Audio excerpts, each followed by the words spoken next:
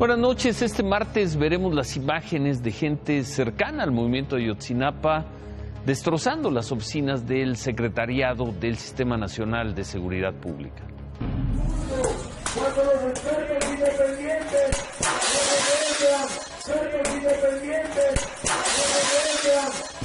Y trataremos de entender qué pasó en la carretera México-Puebla, en la que parece ser una de las historias más horribles en mucho tiempo.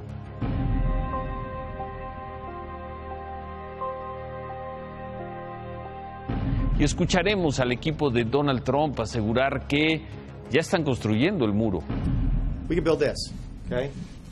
And we're going to build this. There are several hundreds of millions of dollars for us to replace cyclone fencing with 20-foot-high steel wall. Y a López Obrador pedirle a los perredistas que vuelvan a votar por él. Este mensaje es para los militantes del PRD, que en otros tiempos, yo diría que siempre han votado por mí, me han tenido confianza, ahora de nuevo los llamo a votar por Morena. Y escucharemos también a Héctor Suárez contar lo que le pasó. Me pusieron una pistola en la nuca dentro de un baño. Parece un acto cobarde de quien lo haya hecho. Pero la gran historia de este martes fue la detención de Dámaso López Núñez, el licenciado, el hombre que peleaba para quedarse con el control del cártel de Sinaloa, del cártel del Chapo Guzmán.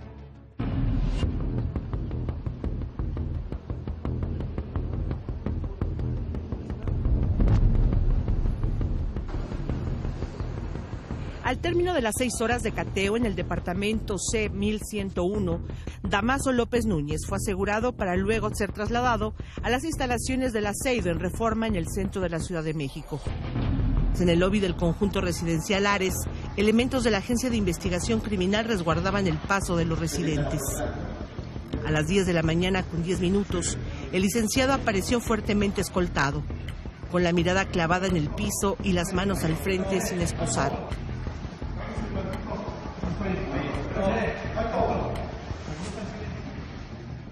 Antes de salir a la calle, hicieron un alto. Su seguridad era lo más importante.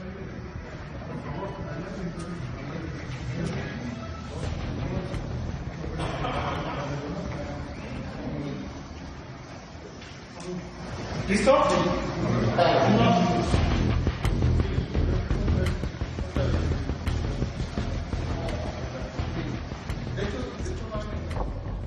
Así el licenciado, el ex amigo del Chapo Guzmán, quien lo ayudó a fugarse de Puente Grande en 2001, caía ante las cámaras de los reporteros que aguardaban para captar la mejor imagen del misterioso personaje, de quien durante más de 15 años únicamente se conocía esta foto y algunos corridos.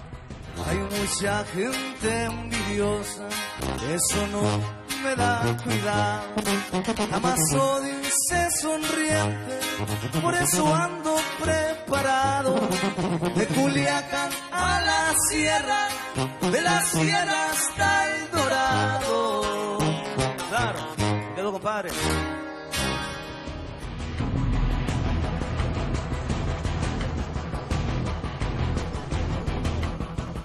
Rumbo al Aceido, cruzando la ciudad, su último refugio fue un conjunto habitacional de casi 500 departamentos, salones, alberca, restaurante y jardines. Sus últimas horas de libertad terminaron alrededor de las 3 de la mañana. Elementos de la Agencia de Investigación Criminal, ministerios públicos de Aceido y personal pericial de PGR, así como personal del Ejército que colaboró en los trabajos de inteligencia, rodearon el desarrollo residencial Ares, ubicado en Ejército Nacional 225 en la colonia Anzures. Se dirigieron a la Torre 3, subieron 11 pisos y en el departamento C, 1101, tocaron la puerta. Traían una orden de cateo. Ante la negativa de abrir, los mandos exclamaron que entrarían al departamento. La puerta fue derrumbada. Rocío Serrano, esposa de Dámaso López Núñez, se presentó y dijo estar sola. No había escapatoria. Aún así, el licenciado se jugó su última carta y se escondió en el baño. Le dijeron: eres Dámaso López, imposible negarlo. Él aceptó su identidad y dijo: ¿quién me puso? Le respondieron que le siguieron los pasos desde que fue captado en video en una marisquería en la Ciudad de México. Ese video es viejo, tiene más de 1 año y medio, les aclaró. De las imágenes captadas en la marisquería a las de su detención de este martes, hay algunas diferencias. Su cara estaba hinchada. Todo parece indicar que el licenciado hace unos meses se sometió a una cirugía plástica y bajó de peso. Las autoridades estiman que en ese conjunto habitacional llevaba casi 3 semanas. Por eso, de manera simultánea, esta madrugada fueron cateados otros domicilios. Personal de la Secretaría de la Defensa Nacional y de la Procuraduría General de la República cumplimentaron 3 órdenes de cateo en distintos puntos de la Ciudad de México, lo que dio como resultado el aseguramiento de Dámaso, quien es considerado como uno de los principales operadores de trasiego de estupefacientes y generador de violencia en el estado de Sinaloa y en el sur de la península de Baja California.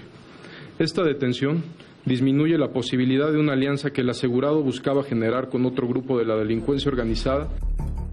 Se sospechaba también que el licenciado se refugiaba en el conjunto habitacional Gran Santa Fe, donde vivía uno de sus hijos que estudiaba en una universidad privada en la Ciudad de México.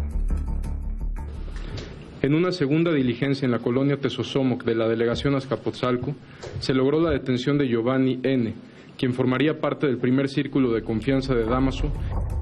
Las detenciones se llevaron a cabo sin que se disparara ningún tiro. Dámaso López y su hombre de confianza contaban con un círculo de seguridad que no apareció en los operativos de esta madrugada. Pero se espera que en las próximas horas también sean detenidos. Ya están identificados.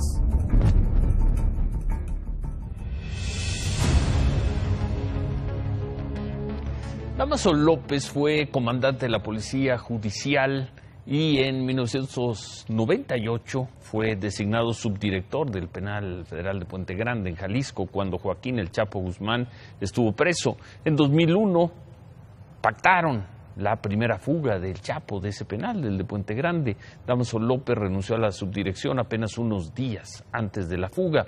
A partir de ese momento construyó su propia estructura en el cártel de Sinaloa junto con su hijo, Dámaso López Serrano, el Minilic. Tuvo el respaldo del Chapo Guzmán, pero con la extradición del Chapo a Estados Unidos, Dámaso peleó el liderazgo de este cártel con los hijos del Chapo Guzmán. De acuerdo con la PGR, Dámaso López es requerido por una corte en el estado de Virginia, en Estados Unidos, por delitos contra la salud y lavado de dinero. Debido a esto, tiene pendiente una orden de detención con fines de extradición que giró un juez de la Ciudad de México. Otra orden de aprehensión por delincuencia organizada que giró un juez federal en Jalisco, y tendría pendiente otra tercera orden de aprehensión por los delitos que se le fincaron hoy tras el cateo a su departamento, entre otros, pues posesión de droga que él finalmente terminó reconociendo como suya. Para la DEA, el cártel de Sinaloa, al que pues pertenece o pertenecía Dámaso López, depende qué decisión se tome, es el cártel mexicano que más crece en Estados Unidos y también al que consideran el más peligroso. De acuerdo con el informe más reciente de la DEA, parte del cártel de Sinaloa, hay otros grupos en Estados Unidos con presencia, pero el más importante es el de Sinaloa. Este es el territorio de Estados Unidos en el que 6 principales cárteles mexicanos han logrado establecerse, de acuerdo con el más reciente informe de la DEA. El cártel de Sinaloa controla la zona este del país y parte de la zona oeste. Su poder abarca 37 de los 50 estados. Sus principales centros de distribución están en las ciudades de Phoenix, Los Ángeles, Denver y Chicago. El cártel del Golfo es el segundo de los grupos criminales con mayor influencia en Estados Unidos.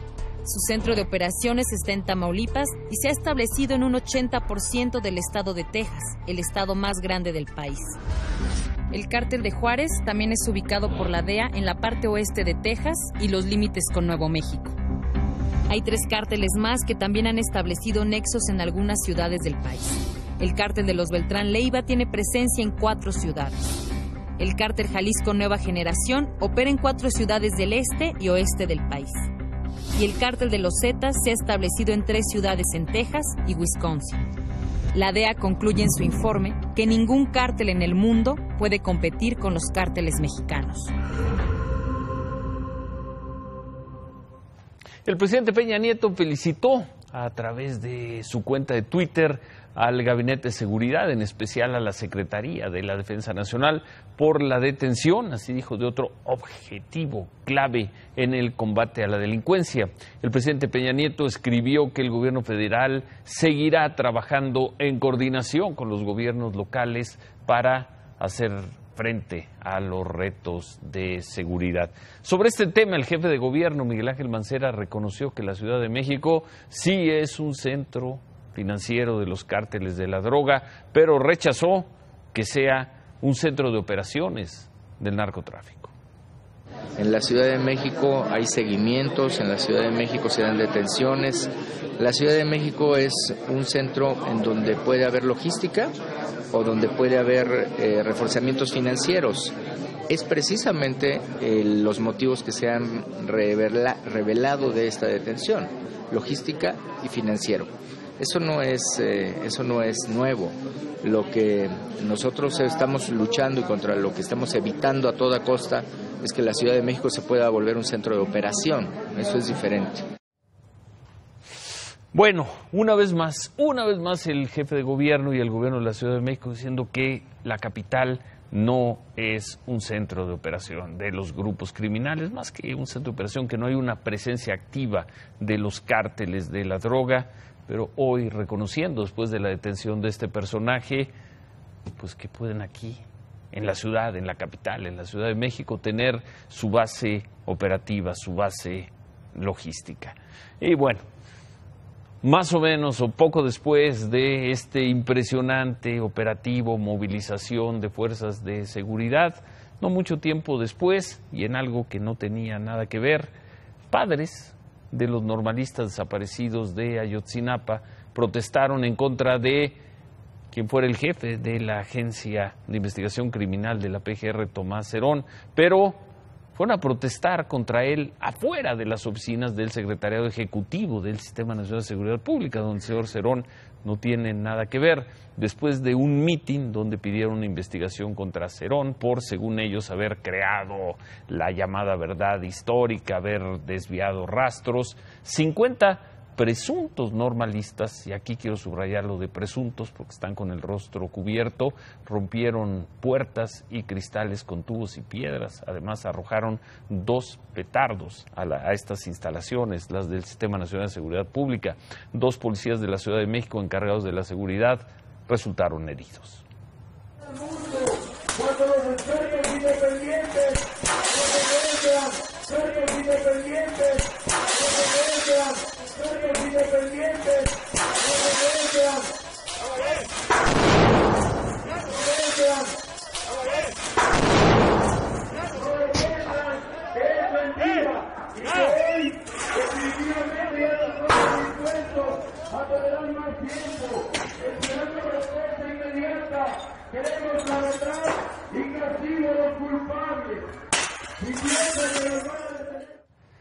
Bueno, los padres de los normalistas se deslindaron de estos hechos de hoy, de estas imágenes, pero bueno, hace 8 días se dio otro incidente afuera de la Secretaría de Gobernación.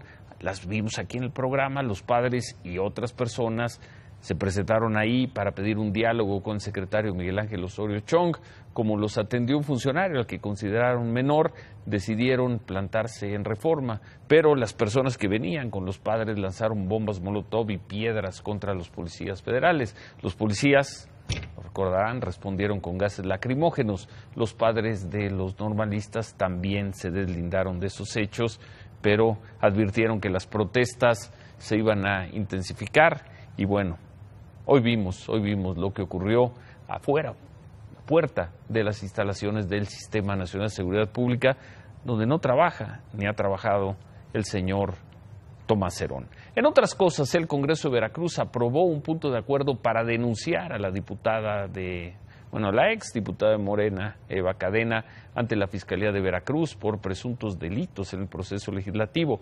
Esto tras conocerse un tercer video, hoy se conoció un tercer video, donde se ve a la señora Eva Cadena, pues, al parecer recibiendo $1 millón para impulsar una ley en Veracruz, es decir, la estaban sobornando para que sacara esta ley. Los diputados esperan que con esta denuncia la Fiscalía solicite el desafuero de Eva Cadena y puedan comenzarle un proceso penal. Por cierto, Eva Cadena no acudió hoy a la sesión del Congreso en Veracruz y tampoco se presentó a declarar a la Fiscalía de Delitos Electorales.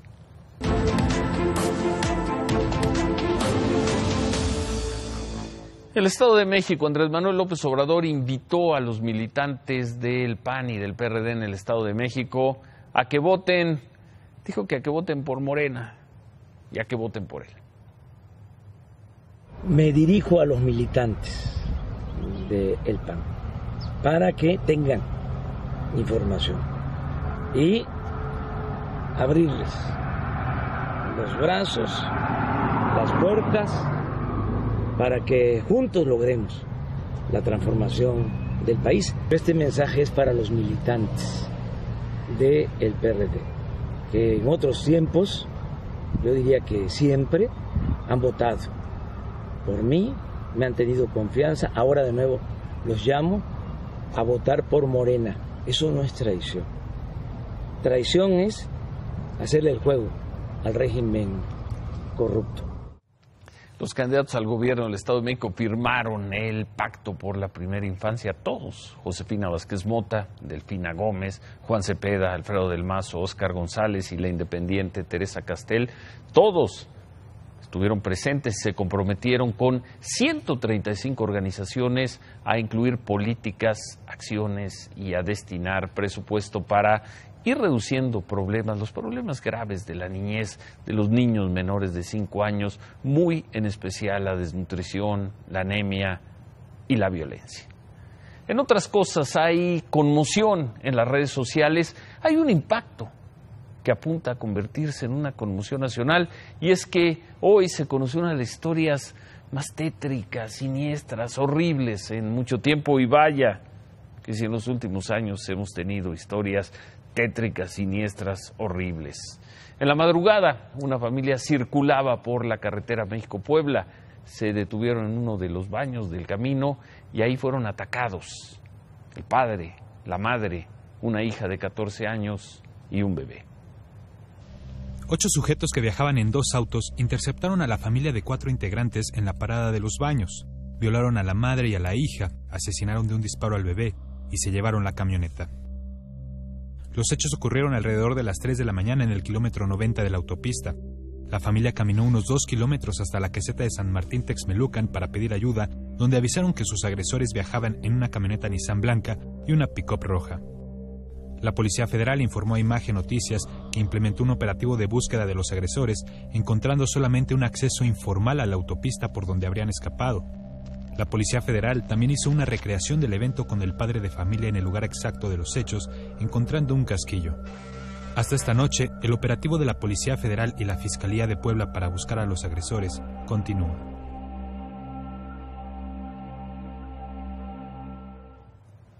¿Qué es esta historia? Desde hace mucho tiempo se han reportado y se han hecho reportajes sobre lo peligroso que es viajar por ciertas zonas como esta de la carretera México-Puebla. ¿Qué ha hecho la autoridad? ¿Qué han hecho las autoridades? ¿Es una responsabilidad nada más federal? ¿Qué ha dejado de hacer la autoridad federal? ¿Dónde está la autoridad estatal? Es apenas un primer testimonio, es apenas una primera reconstrucción de lo que ocurrió esta madrugada en esa carretera. Esto no puede seguir, esto no puede continuar. ¿Quién se hace cargo de la seguridad de los mexicanos, de esta familia? Un padre, una madre, una niña de 14 años y un bebé. No sabemos si en esta historia, si en este relato, si en este testimonio hay exageración. No sabemos si se están dando testimonios de cosas que quizá no hayan ocurrido así. Todo indica a estas horas que así fueron los hechos. ¿Quién se hace cargo? ¿Quién cuida a los mexicanos, en este caso, a los mexicanos, a una familia de mexicanos que viajan por una carretera? ¿Quién? Ahí es donde está la crisis en materia de seguridad. No tiene que ver con si hay dinero o no hay dinero, tiene que ver con partidas de malditos. No tiene absolutamente nada que ver. En materia económica, los datos hablan de que se está recuperando la confianza. La encuesta que mensualmente hace INEGI, el Banco de México, entre 34 grupos de análisis, y la encuesta de opinión en el sector manufacturero que realiza INEGI, las dos hablan de una recuperación de la confianza. Salvo en inflación, que la siguen viendo en 5.6% a final de este año, los encuestados por Banco de México hablan un tipo de cambio abajo de los 20 pesos por dólar. Un crecimiento de la economía en 1.7%, y de hecho algunas casas de análisis ya lo están incrementando después de conocerse el PIB al cierre del primer trimestre. Ven en general una recuperación en materia económica. En la encuesta del INEGI destaca señaladamente que se recuperan 3.1 puntos en la confianza dentro del sector de la construcción, que es el que más ramas de la economía genera. Estamos viendo un crecimiento en absolutamente todos los renglones del crédito, porque está creciendo la confianza en la economía con las tasas de interés más bajas. Déjeme darle un dato que le va a sorprender. Finales de la década de los 60, desarrollo estabilizador, la mejor época teóricamente de la historia de México. Los créditos hipotecarios que daba, por ejemplo, Bancomer, estaban al 12,5%. Hoy están abajo del 9%. Estamos viendo en términos generales una importante recuperación de la confianza dentro de la economía. Ya pasaron los gritos, los estertores, los estar asustados en materia económica. Habría que hacer una comparación, Ciro, de cómo gritaban todos como plañideras en enero, estos mismos encuestados. La gasolina. La gasolina y Trump dejó y una gran cantidad de cosas. Que la gasolina, incluso hoy se da a conocer uno de estos datos que es verdaderamente importante. La primera empresa que va a poder usar los ductos de Pemex y las centrales de abastecimiento de petróleos mexicanos es una empresa de los Estados Unidos. Tesoro México se llama, por cierto, y eso va a tender a que bajen los precios de la gasolina. Lo veremos. No, sin duda. Lo veremos, a ver, ¿para qué te metes a un negocio? Yo soy Tesoro México. Sí. ¿Por qué hoy todo el mundo le compra a Pemex la gasolina? ¿Cómo te diferencias? Trayendo gasolina más barata. No, lo veremos. Sin lugar a dudas. Todo el mundo está mucho más confiado hoy de lo que está pasando en la economía, porque todos los datos duros apuntan a que la economía mexicana está recuperando de una manera muy importante. Mexilandia. No es Mexilandia, es que las cosas están funcionando bien. Si estuvieran funcionando mal, yo te diría que están funcionando mal. Están funcionando bien y... En materia económica. ¿Cuál sería tu pronóstico para, digamos, de aquí al resto del año? A ver, acércame la cámara. Espérate, porque tenemos... A ver, acérquenle la cámara. A ver, acércame la cámara. Me pediste un pronóstico que quede... Venga, a ver, acérquenselo. Espérame, que le den pizarra como si fuera cine para que quede registrada la fecha y este pronóstico. El tipo de cambio del peso frente al dólar, 19 pesos por dólar a final de año. La economía crecerá entre 2 y 2.4%. Seguirá disminuyendo la deuda como proporción del Producto Interno Bruto a niveles abajo de 48%. ¿Algún otro dato más? No, ya con eso. Okay. No. Yo me quiero ir a vivir ese país. Y la inflación se va a desplomar. Es el país en el que vivimos. Sí. Y la inflación se va a desplomar en enero del año que entra. Porque es un concepto aritmético, pero no voy a sacar mi pizarrón hoy. Quedaste de traer un pizarrón, pero bueno. Pero es que luego hay que empezar con 1 más 1 es 2. Y... Remátala entonces. A mí no me gustan las remesas, porque las remesas hablan de mexicanos que dejaron el país para vivir ilegalmente en otro. Sin embargo, vale la pena destacar el dato ante los que tenían pánico por las remesas y Donald Trump.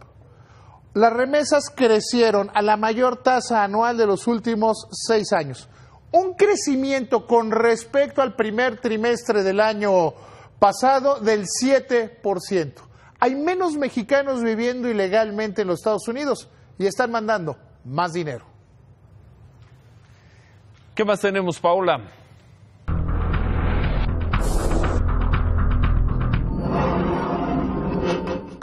Por la mañana, Xóchitl Gálvez, delegada de la Miguel Hidalgo, inició la demolición de un edificio de departamentos en la colonia San Miguel, Chapultepec, por exceder el número de pisos permitidos. La delegación hizo un llamado a los dueños de construcciones irregulares para que dejen de operar en la impunidad.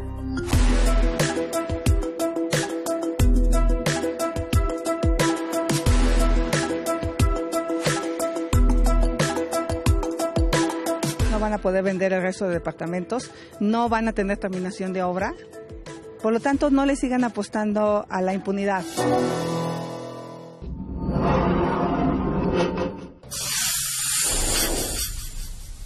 El actor Héctor Suárez dice estar muy asustado por las amenazas que ha recibido. En contacto con Imagen Noticias, Héctor nos contó que el pasado 17 de abril, en el centro comercial que está dentro del fraccionamiento en el que vive con su familia, fue amenazado con un arma de fuego en la cabeza por un hombre de aproximadamente 40 años, quien tenía información sobre su familia. Me fui a la PGR a levantar un acta de un acto del que fui yo víctima, un acto cobarde, abusivo e injusto.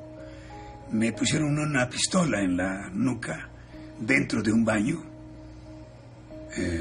El tipo que me lo puso habló a otros tipos que cuidaran que no entrara nadie al baño, y con palabras verdaderamente brutalmente violentas, majaderas, dio el nombre de mi hija de 6 años, el nombre de mi hijo y de mi esposa.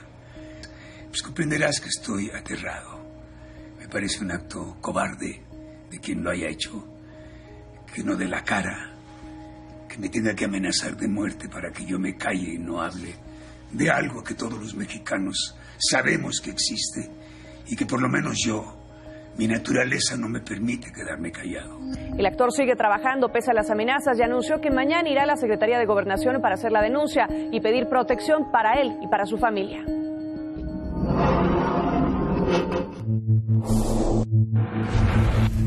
Luis Miguel pagó una fianza de $1 millón para poder quedar en libertad luego de entregarse a las autoridades en Los Ángeles, donde era requerido para comparecer por una demanda en su contra que interpuso su ex representante William Brockhaus por incumplimiento de contrato. La juez que lleva el caso indicó que Luis Miguel tendrá que volver a la corte el 11 de mayo.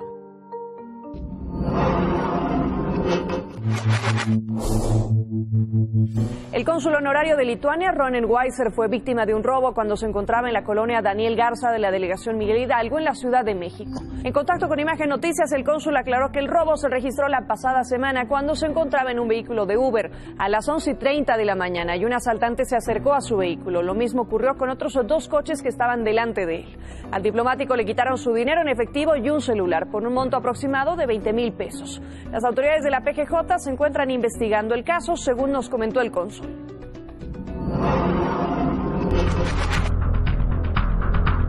Denizar Simões, nacido en Brasil, pretende romper un récord Guinness al recorrer 500,000 kilómetros en bicicleta, pero a su paso por México, todo lo que tenía, hasta la bicicleta, fueron robados.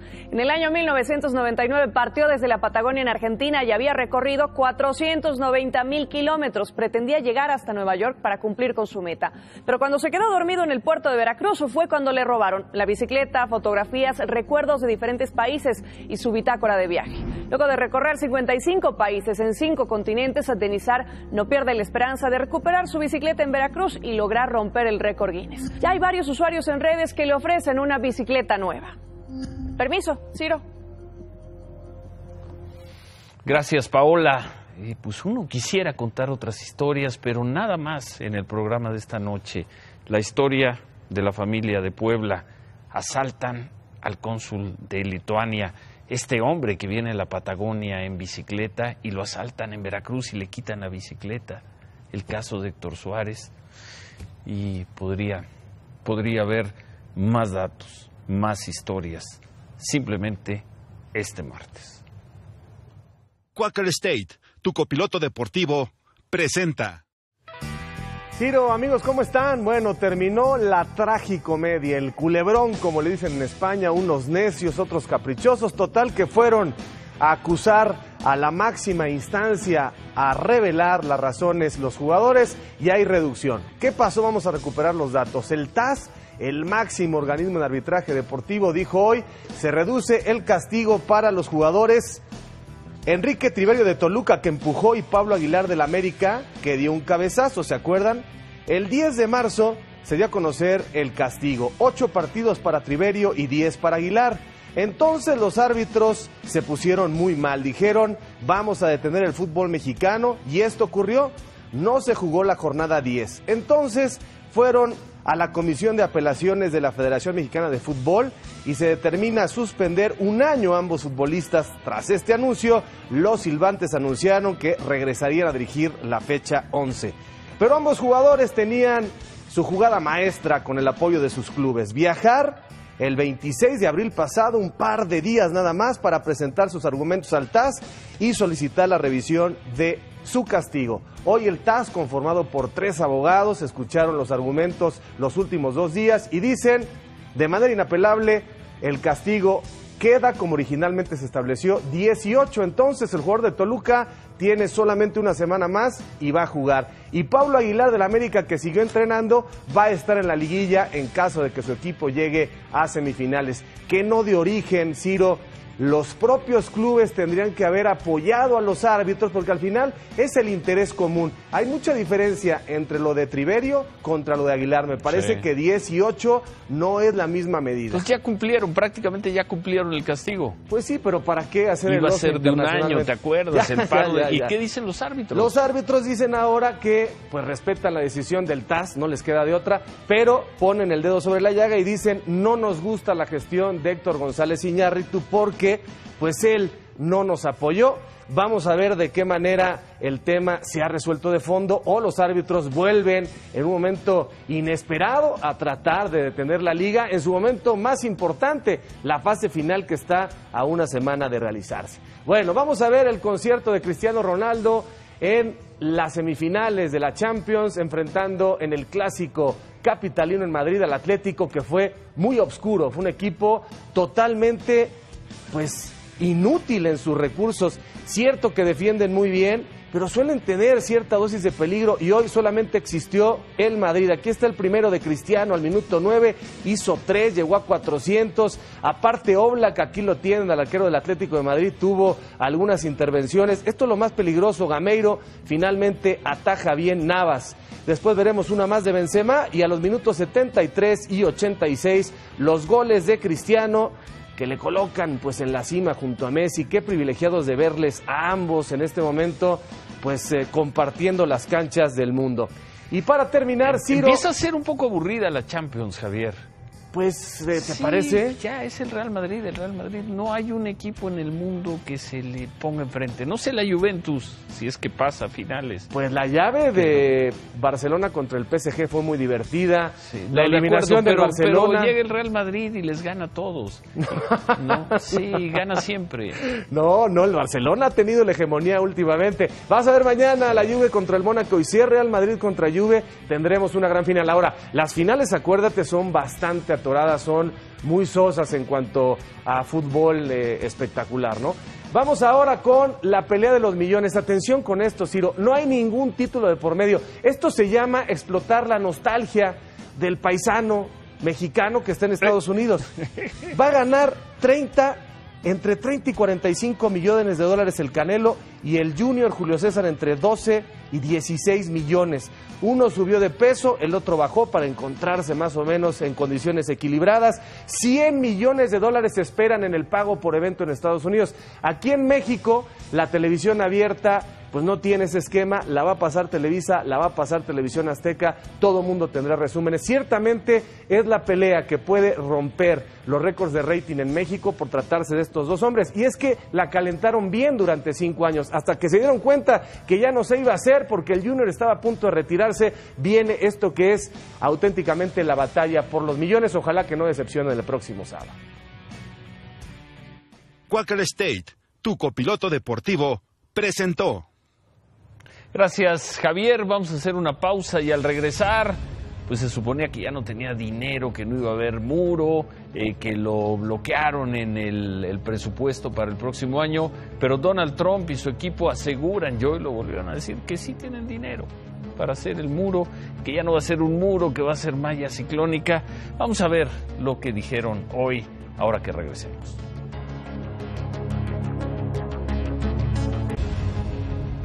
El presidente Trump aseguró que el presupuesto que se aprobó para lo que resta del año contempla el mayor aumento de recursos que Estados Unidos ha tenido para la seguridad de su frontera, la frontera sur de ellos.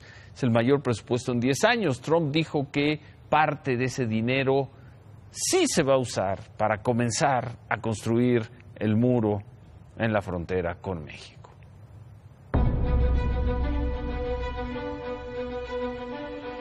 With enough money to make a down payment on the border wall. This includes swiftly replacing ineffective and failing fencing and walls with an unbreakable barrier. Aunque Donald Trump no consiguió el presupuesto que quería para construir el muro en la frontera con México, el director de presupuesto de la Casa Blanca aseguró que ya utilizan recursos del Departamento de Seguridad para reemplazar la barda que existe en algunos puntos de la frontera. And there's no bricks and mortar for a wall in this. We can build this, okay? And we're going to build this. There are several hundreds of millions of dollars for us to replace cyclone fencing with 20-foot-high steel wall. El Departamento de Seguridad Interior tiene un presupuesto de $42,000 millones para el resto del año fiscal. La Casa Blanca defendió que ya se use parte de este presupuesto para sustituir la barra fronteriza. I think that the administration needs to have credibility on this before we start talking about immigration with anybody. Is it a replacement for existing wall? Yeah, that's fine. Is it new wall? No. This is what's out there right now, okay? And this is what's going to be put in as a result of this bill, okay? That is better border security. La Casa Blanca no detalló cuántos recursos usarán para este proceso, pero para Donald Trump es el primer paso para la construcción de su muro en la frontera con México. And make no mistake, we are beginning to build the wall, and we will keep out the gang members, criminals, drug and human traffickers that threaten our citizens and that threaten our security.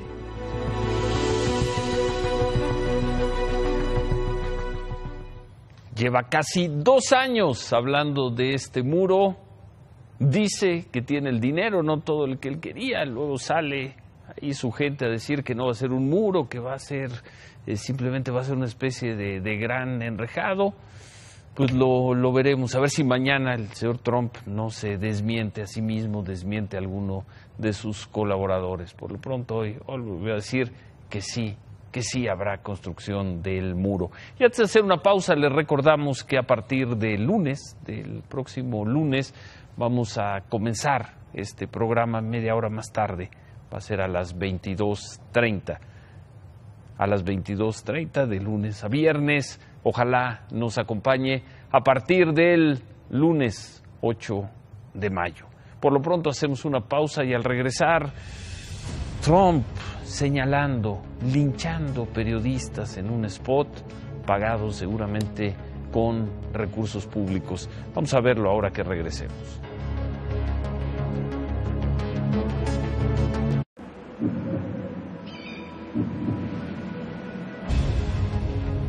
Este spot producido por la gente de Donald Trump se transmitió hoy en las redes y en los medios de Estados Unidos.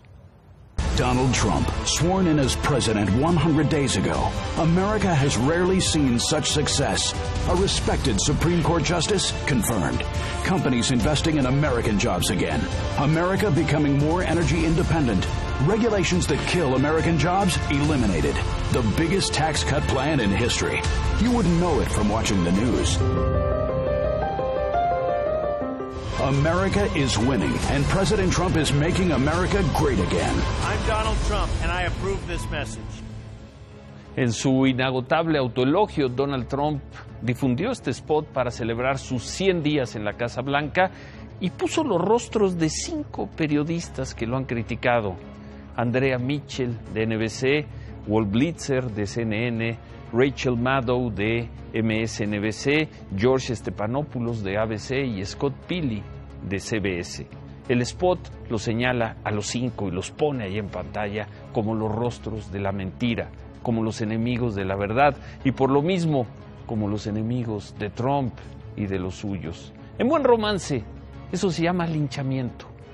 Recuerda, por cierto, cómo un candidato mexicano señaló en las 2 últimas elecciones presidenciales a un grupo de periodistas que lo cuestionaron. Igual que Trump lo señaló con nombre y apellido. Ojalá, desde ahora, ojalá que el 2018 mexicano no sea como el 2017 trompeano. Ojalá. Se quedan con ¿Qué importa? Gracias, buenas noches, ánimo.